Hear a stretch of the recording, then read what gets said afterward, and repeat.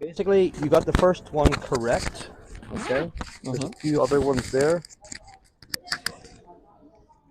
So I don't blame you for where you are at, because that's what I think it comes under the category of oneness, which can be like a cult of Christianity, where women are not to have any short hair, got to wear the long skirts.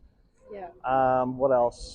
Probably lots of other rules and regulations that. Oh, there's a load of regulations. But where does it come from? Where do they get their ideas from? See, and then that what happens in a case like that is someone goes, "Well, if that's Christianity, I don't want anything to do with it. I'm off." And then if you heard the real thing, you would just be put off the real thing because you've been put off by the artificial thing, right? So listen to the words of Jesus. What did he say? My yoke is easy and my burden is light. What do these guys do? They put burdens on people. They weigh you down with burdens. They give you rules and regulations. And Jesus said, that's not the way it's supposed to be. It's supposed to be, my yoke is easy and my burden is light.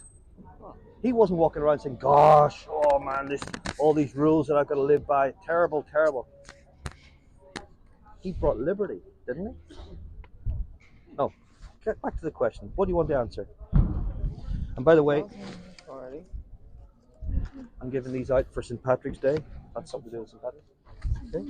Okay, first question. Question. What's the answer? 1,000 plus 40, that's 1,040. Now add another 1,000. And that's 2,040. Now add 10. 1,000. Huh? I swear to God, Now he said 4,000. Right. What's your name? Dara. Liam. What? Liam. Liam. Yeah. Yeah, and you are? Dara. Dara. I said 4,000 the first time, but you don't want to say? No. Okay. Fair enough. Okay. I'm not sure. So you said 4,000? Yeah. You said 4,000? Yeah. What's the correct answer? What is it? Well, let's go through it. What is 1,000 plus 40? 1,040. Correct. Now add another 1,000. 2,040. Correct. Now add 10. 2,050. Correct. So far so good. 1,000 more? 1,000 more 10, is it? No, just 1,000 more. 3,000. 2,000. 3,050. Okay, then add 40.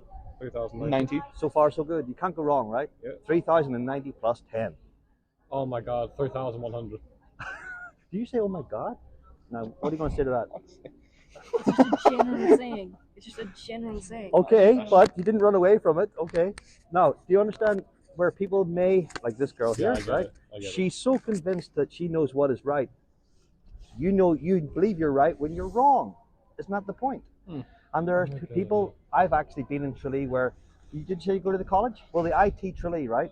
The Mavs teacher from there, who one of the top guys years ago, he came along and got 4,000. So I said that he's wrong, and he argued with me and said, no, I'm right. And he went back and forth on it until he eventually saw that he was wrong. I also had two accountants come up and say, young man, it must have been a few years ago, young man, the answer is 4,000, and we should know because we're accountants. And I went, wrong. But the look on their faces when they finally saw it, that's what I wanted to capture on camera. I didn't capture that on camera. But if you could be wrong about something like that, what difference does it make in real life? Yeah. It actually does make a difference. That's fair. If you were an aircraft and you said, well, we have to calculate the fuel, the luggage, the people, get it all right, otherwise we can crash, right? Okay. Mavs calculations when it comes to working in a bank, clear off, you can't even do your Mavs. You're not going to get a job there, right? Or even in the Swedish shop. All the stuff's going missing. Where's it going? I don't know, I'm not very good at Mavs. Okay, but are there more important issues in life? That's where we transition, as you know, into the gospel. Because if you can be wrong about that, could you be wrong about other things? Well, clearly you could be. All right? Now, any other answers to any of the other? What's that one there say, by the way? That could be read two different ways. God is nowhere. Then there's also God is now here. That's right. Could be that. However, I prefer God is nowhere because to some people, he is both everywhere and nowhere at the same time. That's a contradiction, though, isn't it? I don't see a man curing people from cancer and shit like that, so I rent out. What? I don't see no lad curing Neither do I. So, no. So is that the basis why we believe? Because if I saw someone healed of cancer, then I believe. I tell you, there's a lot of people who give the impression that they were healed of cancers. I've heard stories, testimonies, that sort of thing that you probably have as well. But on further investigation, some of them were fake. I have personally seen certain things happen, which I believe were miraculous answers to prayer. But I'm not going around with a handkerchief, putting on people or blowing on people like Benny Hinn.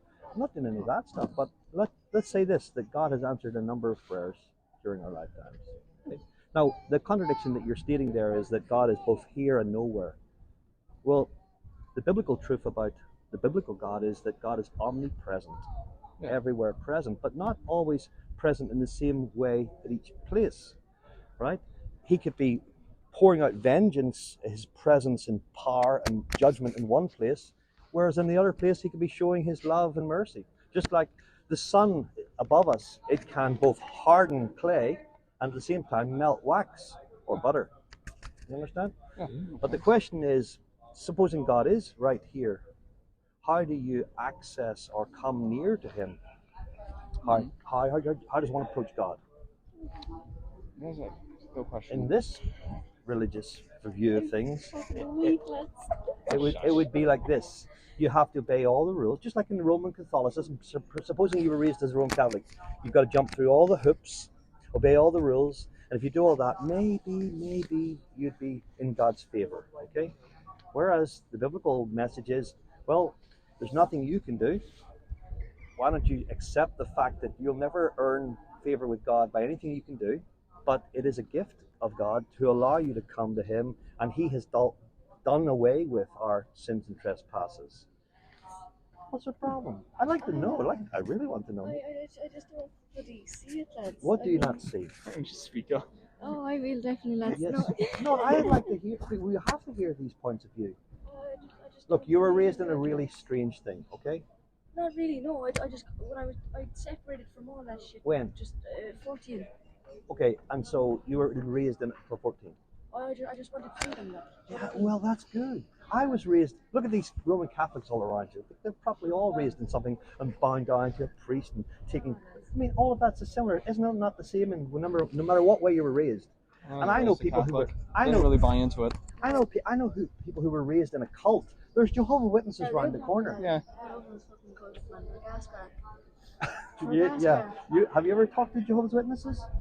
There's no Christmas. There's no Easter. There's none of that. There's all the rules that they have as well. Okay. And what are they doing? What do you think of Scientology? What about it? Have you ever talked to somebody? I have. I have. You? Yeah. And what, like, Oh, bullshit. It's basically you buy into something where some guy at the top of which is what a cult normally is. Yeah. Some guy feeds you the information, like pyramid system, where you can gain knowledge and get up the ranks. it's just all by money, isn't it? It's just Yeah. transferring money Yeah. and stuff. So obviously you have to be able to discern the difference and say that doesn't seem right. Do we see that of Jesus in the Bible doing that sort of thing? No. What No. do we see? Him preaching. Who did he have a greater attack against? It was the religious leaders. He went after them. He tore into them. He called them a bunch of not snipers, vipers, vipers and snakes, right? That's what he said. You are like a brood of vipers. You're hypocrites. Ever heard that word before? Yeah. Hypocrite, meaning somebody two-faced, saying one thing and then living completely the opposite way. Okay, and he said that's not the way to do it. And yet there were people. I'll give you one example, right? 2 men went up to the temple to pray. We're told about this in Luke's gospel. 2 men went up to the temple to pray. One was a very religious man. He had all the outfits on, looked the part of a very religious man. He walked up to the temple and he was praying thus with himself. Notice the wording. Not he was praying to God, but he was praying thus with himself. It says, "Oh God, I thank you I'm not like other people. I pay my tithes twice. I fast twice a week. I do this. I do that. I do all these things, and I'm not like other people, such as this guy over here." You know who the other guy was? A sinner, a tax collector who worked for the Romans. Who it says he went into the temple, and it says he wouldn't so much as even lift his eyes to heaven. He just smote his chest and said, "God, be merciful to me, a sinner." The Pharisee, the religious guy's looking down on him, going, I'm glad I'm not like that guy over there." Then Jesus finished the story by saying this: one of those 2 men went home to his house justified. Can you guess which one it was? Yes or no? Yeah, because he realized I'm in need of mercy here. Whereas this guy, he thinks he's earned it. He's done all this stuff. He looks the part. He's outwardly appearing religious, but inwardly there's no change. And that's where the sinner guy just said, "Well, I'll never be like him. I could never attain to being like him. Thank God, actually, he didn't. But if he could say, what I need is mercy. And that's what you need, okay? In the eyes of God, we're all sinners, okay? Every one of us. So therefore, if God's judged us, we'd be doomed, okay? But we need mercy. Where can we get mercy from? We can't earn mercy. It's a gift, right? You can't say, God, you have to be merciful to me. He doesn't have to be. If you want fairness from God, fairness would be when you get God's justice. My last question to you guys, right? Because you don't have to hear all day, obviously. Supposing you were to die today, where are you going? Now, you can answer that if you like. Anyone, if you can. What happens? In a box. You go underneath the Right. ground with a box. Is that the end? Is that the end of you? I like to think so. Where do you get that idea from? There's no such thing as heaven. Like, there may not be, in your opinion, any view of heaven. Okay, maybe you don't understand what heaven is. Maybe something with flowers and unicorns running around. I don't know what your view of heaven is. Okay, right? Some people have got a strange view of heaven anyway. Okay, is there a life after this? No. Is there a judgment to come? Because the Bible is very clear on that. Okay, I know you probably don't accept that or believe that, but here's what the Word of God says. Hebrews chapter 9 says this: it is appointed unto men to die once, and after this the judgment. Now you can take your word for it, your opinion on it, or you can take the Bible's word for it and say, well, if that's true, wouldn't I be better to prepare for that? No, I don't really believe in the whole like Christian belief of afterlife, heaven and hell. Okay. I much more would like to believe in like what people before Christianity of Ireland would believe in, Before Christianity, which was that there is none. Everyone goes to the same place where they are equal, no matter what they did in life or who they were. Okay, and who would that have been who came before Christianity, for example? Hmm? Who would that have been who came before Christianity? For example, Judaism came before Christianity, which It was more the pagans. well, the pagans killed their children and stuff, yeah, and they Some people believed. still do that today. I know. So let's say you take the pagan people who burned their children in the fire. We'll take their view of it. If we do this, we'll get a good crop the next year. We'll have a bumper harvest if we do this. I mean, do you accept their view? Or is there more light on revelation comes through the Judeo-Christian view? So let's say the Jewish people, they were standing apart, different from everybody else. They're teaching the truth about God that the other pagans didn't know and wanted to know, okay? And their whole point was to share your knowledge with these pagans because they are living such lives of, worshipping idols and statues. Okay, that's what they were doing. Now, Judaism doesn't have a clear understanding of the afterlife. They just thought, well, when you're dead, there might be something after this, but we don't know. They weren't clear. But there was a little bit of light, like a crack of light under a door. Okay, but the Bible says this, that light and revelation and truth and life came to us through the gospel. When you read the Gospels, you'll discover that there actually is life after this life. But not only that, when Jesus was here on this earth, do you know what he did? He raised the dead. Okay, they died again. Okay, let's say there's 3 or 4 people whom he raised from the dead, because he says, I am the resurrection and I am the life. But those people died again. But when he rose from the dead, he didn't die again. His was a completely changed body, everything glorified. Yeah. Okay, so there's a huge difference. That's all. Are you Polish by any chance? No. No. Okay. Just wonder on the accent there. Picked up from watching too much TV when I was younger. Oh, yeah. Very good. Okay. It's the first time I've been asked if I've been Polish. Oh, yeah? Yeah. Okay. I've been told I'm an American myself. I've been told I've been American. Do you think I'm an American? Yeah. I'm from Northern Ireland originally. Really? Yeah, I was kind of wondering if you were American. And I used to go over to, some of your crowd used to have meetings in the cultural centre in Killarney. Not anymore. I know, but in Killarney, the cultural centre, yeah. And there's a girl who comes to our church who was part of that. She was interpreting for me when I went there, Angela. And I know some of them. I see them around the place. And it's very hard to communicate with them. Oh, see whether well, there you go. So listen, all I can do is share a few things with you. It's not my job to convert people. It's my job to share the word, and let's see what God does with that. If He, stirs your thinking about it, and you start asking further questions. Maybe when you go home, you say, "Hey, I have to think about that." Like I asked the question, "What do you think happens when you die?" She thinks it's going to just be a box, and that's it. A box done and done. It might not even be in a box. Supposing your seafood, your fish food, for all you know. Don't mind. Well, At least I'm feeding an animal. right. That's Well, here's the deal. Can you be sure about that? Are you 100% sure there's nothing after this life? 100% sure? No, you see, that's the thing. there's nothing. You can't Have make- you? With all your practicing, have you? Have you What? seen? No, and I don't base it on what I see. See? So it's it basically is. a Christmas It list, is. I believe. No. I have a scripture.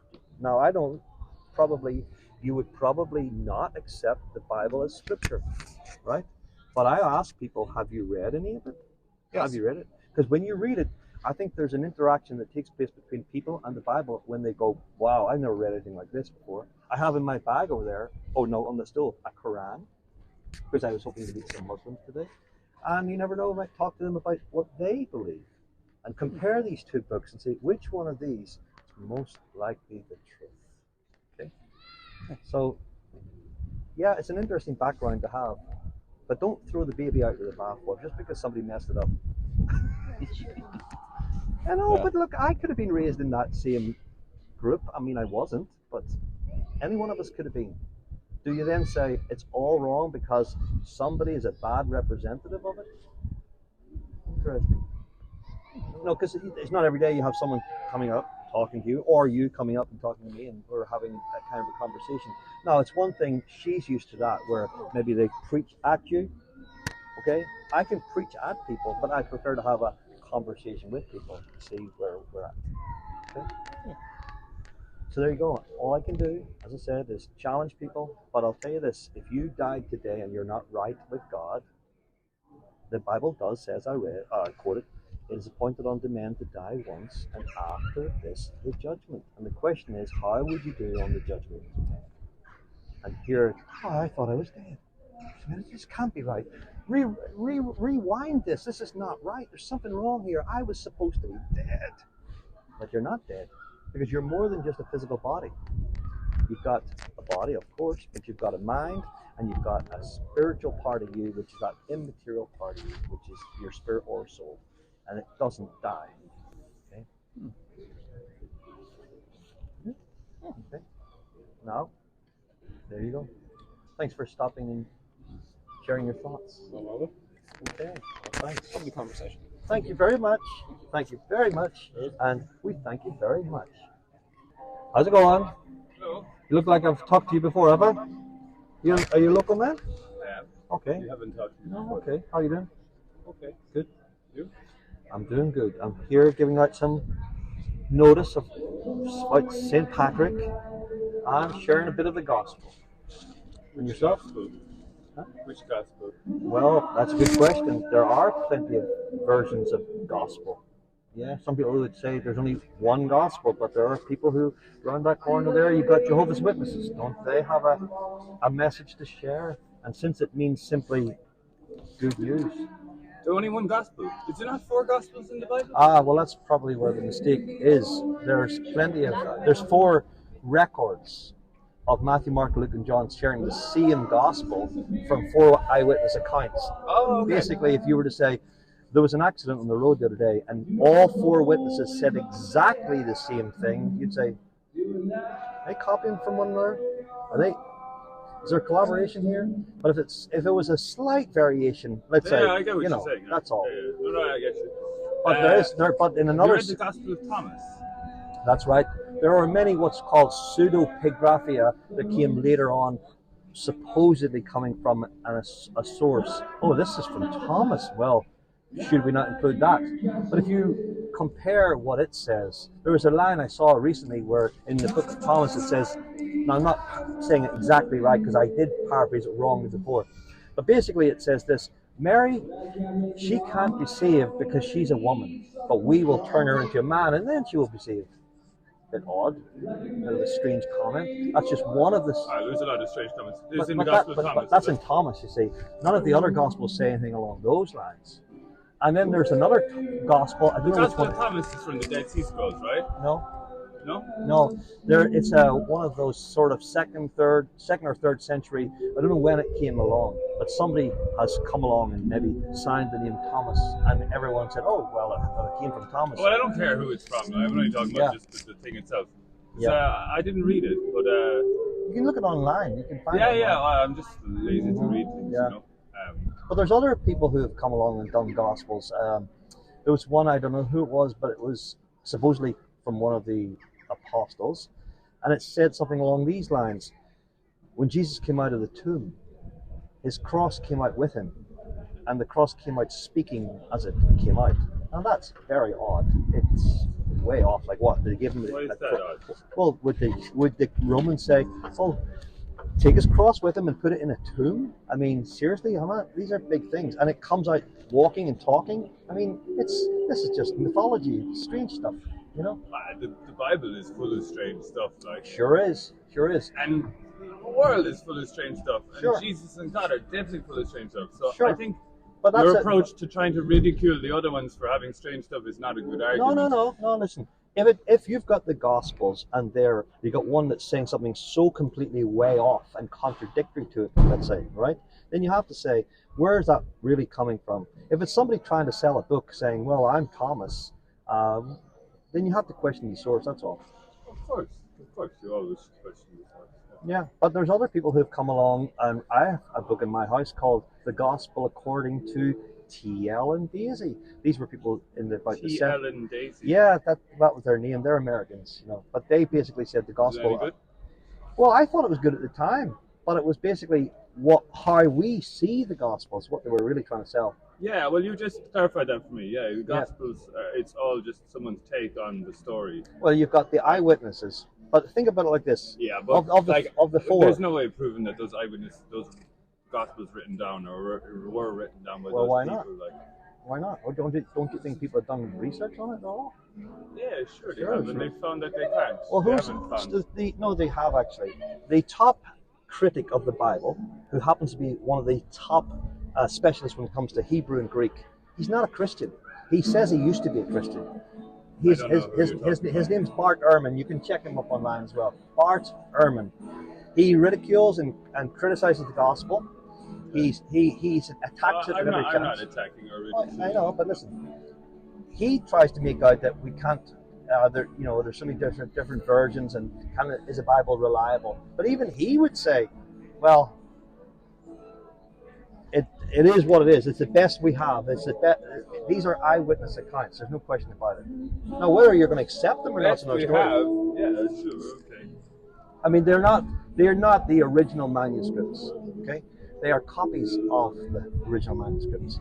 But if you take, for example, you start off with, you got Matthew, Mark, Luke, and John. Two of those were apostles or disciples Yeah, of but you know Jesus. your whole sign in the name thing. I mean, like, it applies to it all. Like, for me, that's not the point. I'm not trying to, like, I don't know, the fact that whoever wrote it doesn't make any odds, really. Like, Oh, it does. why? Well, if you said I was an eyewitness and you weren't, But I don't believe any of that. Like, I don't even believe, like, as in, okay. when I start to study, you know, like, our society, you start to see that, like, most of all that can just be fabricated. It's so easy to fabricate anything, you know, and like, anything about writing and signing names or anything official, it's all just bollocks, So really. do you believe anything you read?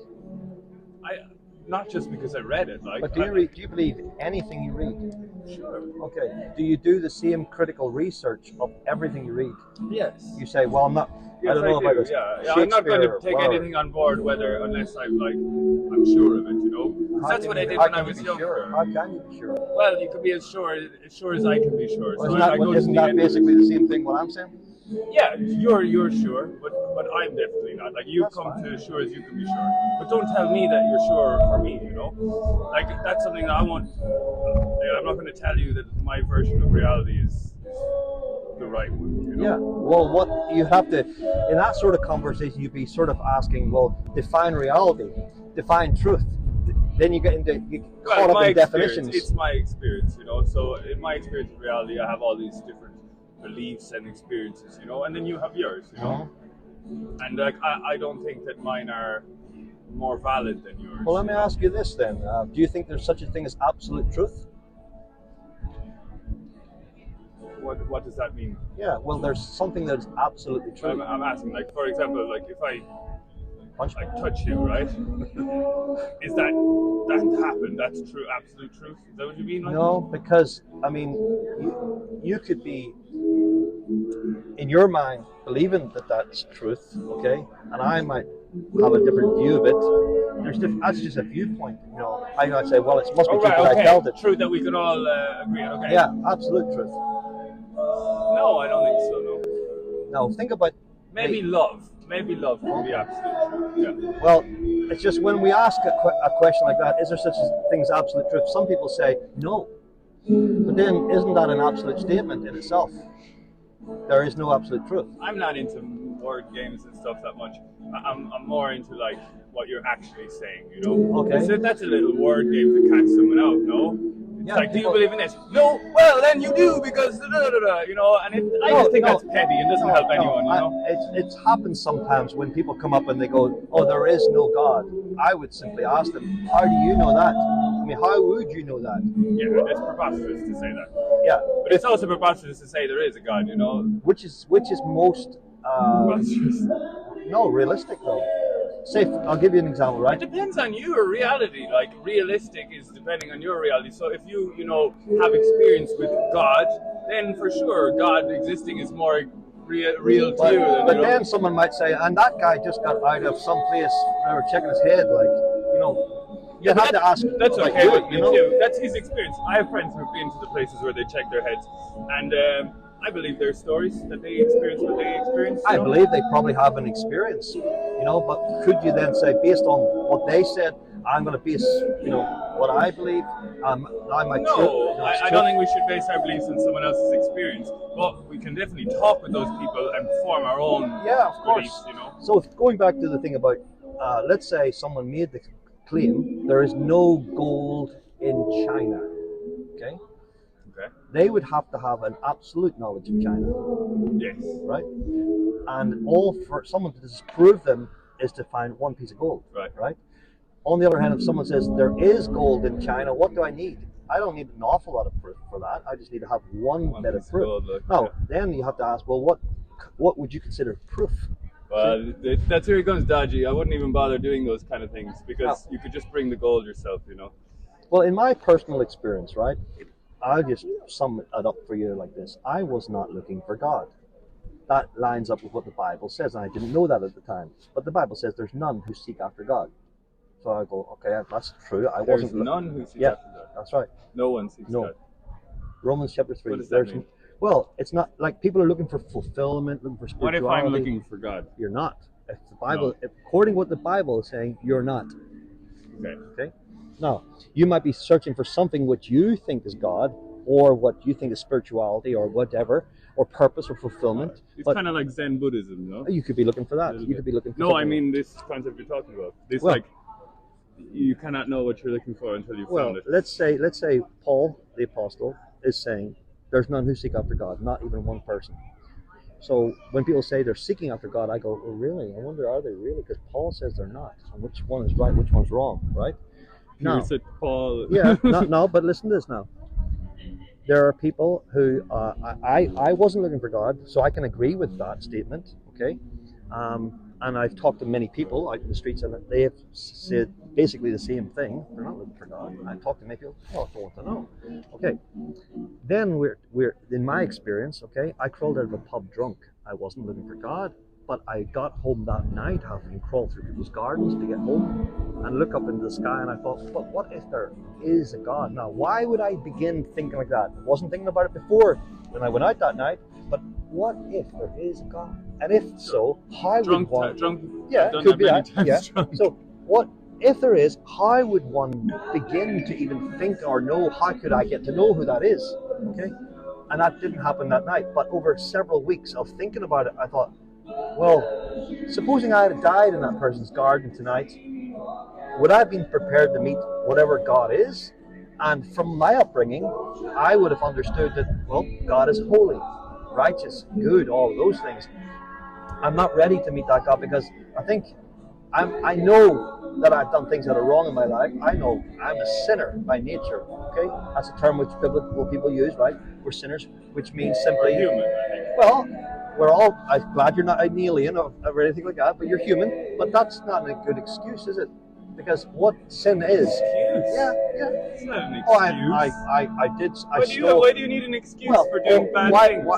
Because, oh, I'm just human. Does that mean, oh, because I'm human, you can excuse me for lying, you can excuse me for adultery, you can excuse me for murder, because I'm only human. It's just all humans do it. I know that's true. That's true. So let's stop guilting people. But I'm not guilting people. Sounds like you are. Let me explain myself, okay? The word sin is an archery term, okay? Oh, yeah? And it meant to miss the mark. So someone would go, sin, it meant you've missed the mark. Okay? That's cool. Or you've fallen short of the mark, or fallen short of the target. So basically sinning would be that God has set up a certain target or standards, which are his laws, and we have fallen short of reaching them. You know, when it says you shall not, all the shall nots, okay? You shall not murder, you shall not steal, and then we've fallen short of those things. We realize, yeah, I have fallen short. I have my shortfallings. That's what I am. I'm human. Now, according to what we read in the Bible, it is, well, God has the right to carry out justice on those who have broken the law. Just like in a society there are laws, otherwise we have anarchy. No. Yeah? Anarchy is what we need.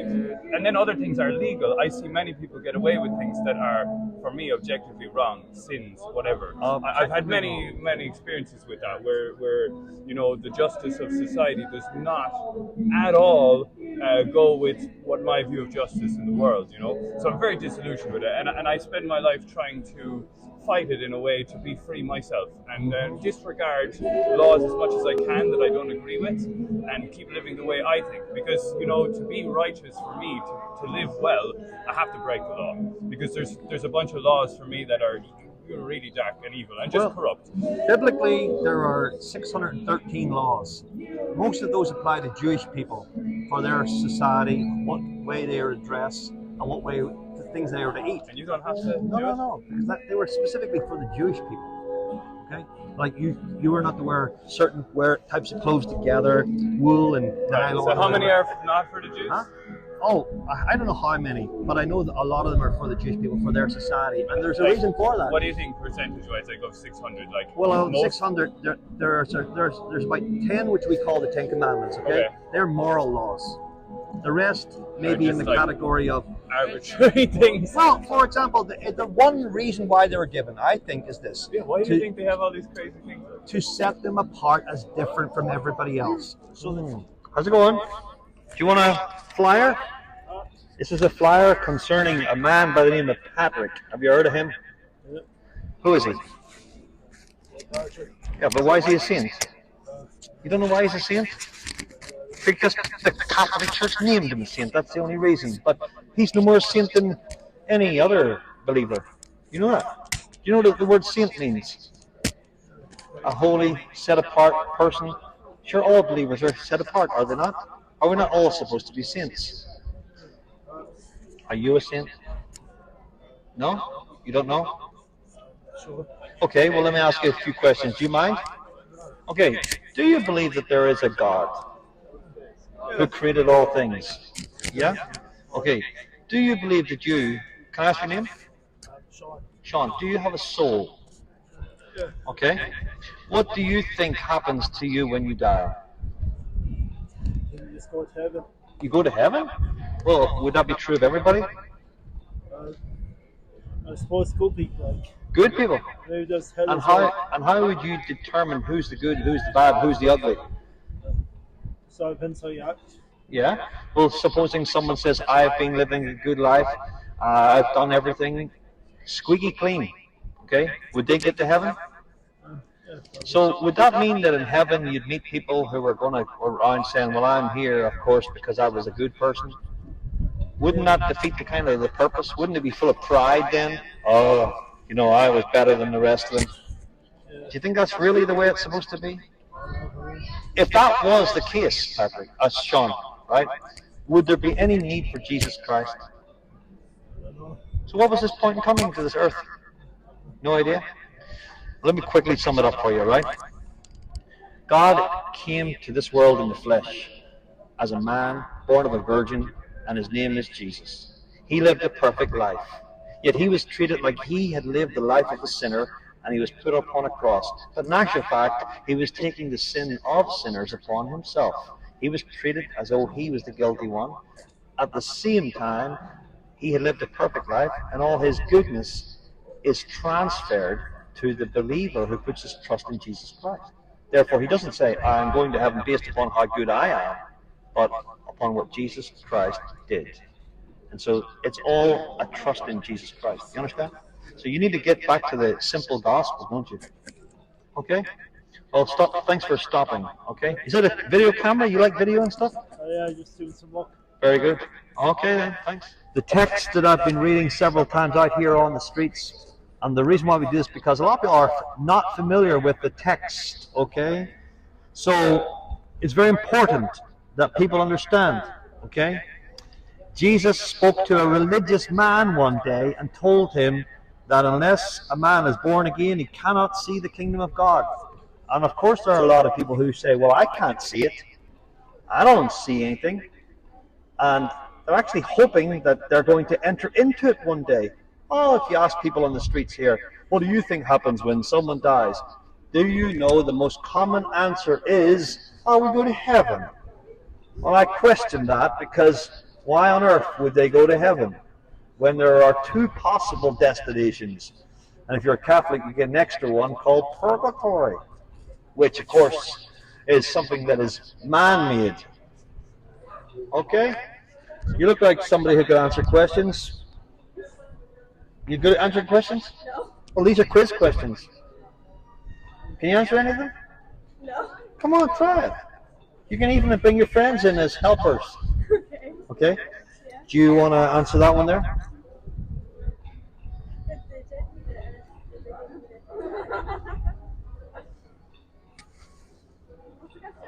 What is greater Well, you'll not see it from that angle, I can tell you that. What is greater than God, worse than the devil, the dead eat it, and the living eat it, they die? Yeah. No. What did you say? Is that too hard? Yeah? Is there nothing comes to mind? Nothing at all? Nothing comes to mind? Nothing at all? No. Nothing? No. Nothing comes to mind? Not one thing? Nothing?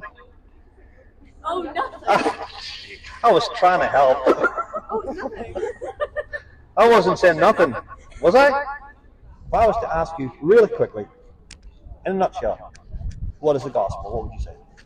It's part of the Bible. Okay. The book of Jesus. See, that's not great answers, is it? It's like, that's only it's not really telling you an awful lot, is it? Like the book of Jesus, the book of the Bible. Okay. The whole gospel, the word gospel means good news. So obviously if you come along and you tell people, hey, I got good news. Well, good news about what? Jesus has conquered the grave. Well, that's good. So why is that good news? Because those who have their trust in Jesus Christ don't fear death, because they know, well, death's not the end. There's more to this, and there's a resurrection. When Jesus came out of the grave, how do you think he looked? Do you think he came out crawling out saying, oh man, I'm in pain, I'm in pain? Or was a glorified body, never to die again? That's why Christians are saying, I put my trust in Jesus Christ and I believe in the resurrection, that there's life after this, and there's going to be a resurrection one day of the dead. To new bodies, newness of life, a whole new creation, a whole new world, everything. Okay? That's all in the Bible. I'm guessing you're not aware of that? Okay. So the gospel then would be, in a nutshell, I'll tell you, God came into this world and lived as a man. Lived a perfect life. His name's Jesus, yeah? But he died in the place of sinners like me. Took my guilt upon himself and gave me his perfect life. So I don't stand before God trying to be a better person, trying to prove to God I can be a better person. What you do? I trust in Jesus Christ and what he did. I'm preaching a wee bit of the gospel. What you do? I'm doing a bit of preaching. Yeah, see? When you die, what happens to you? You decompose. Your body decomposes. Are you more than a body, or is that you? You're just a physical body and that's all there is to it? Your soul goes to heaven. Your soul, how do you know that? You don't. Yeah, why don't you? Because you can't prove it. Okay, but why did you say you go to heaven then?